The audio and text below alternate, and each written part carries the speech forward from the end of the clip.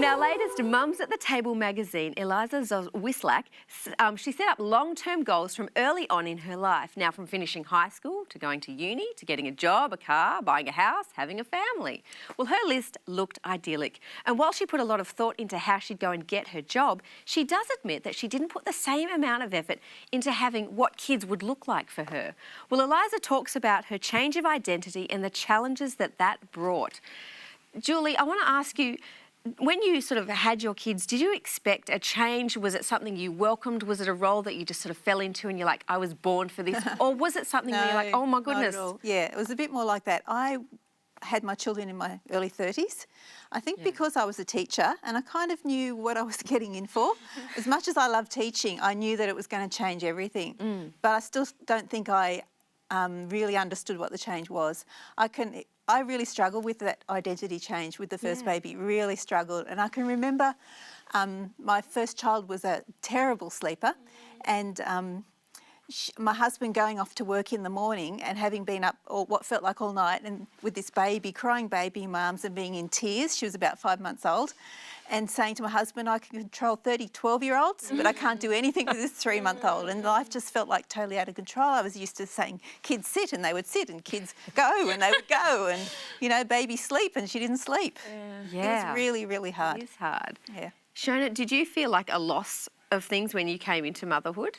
Like, I know there's a loss of sleep. I know that's obvious.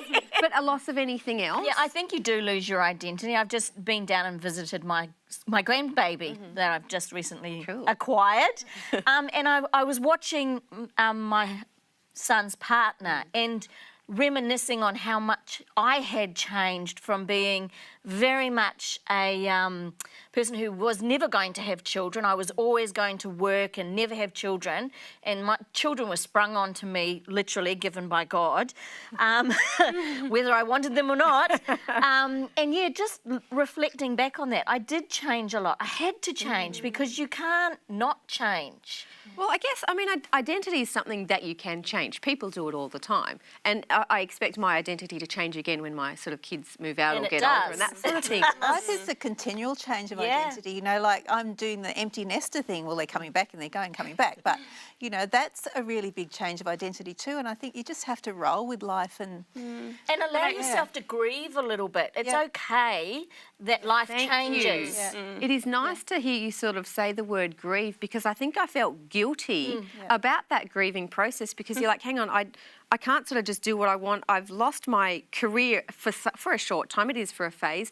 When I talk to people and say I'm a full-time mum, the conversation stops dead, and I just all of a sudden I felt like I wasn't valued. And for me, that's what really threw my identity. I think the crucial thing is that identity and independence are so interlinked as concepts, and unless you can actually freely express who you are, you're not really anyone. And I think being at home with kids all the time, not being able to just, you know, go out to a movie with your husband or whatever it is, it really does stifle that, I think.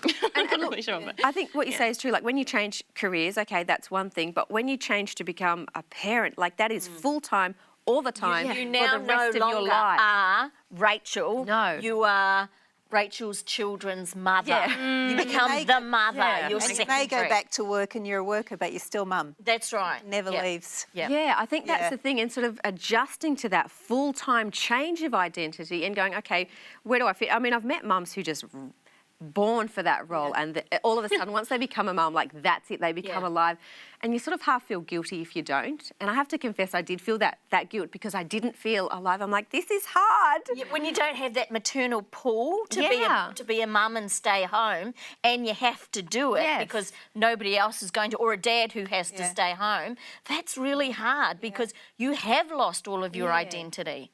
But I love the idea, though, of building a village, and I wish I'd done that more as I was like early on in my motherhood. I wish I had built a village and had the nous and the bravery to ask for help. Well, just know that all you mums are doing an amazing job and you have our support and love. Keep trooping on.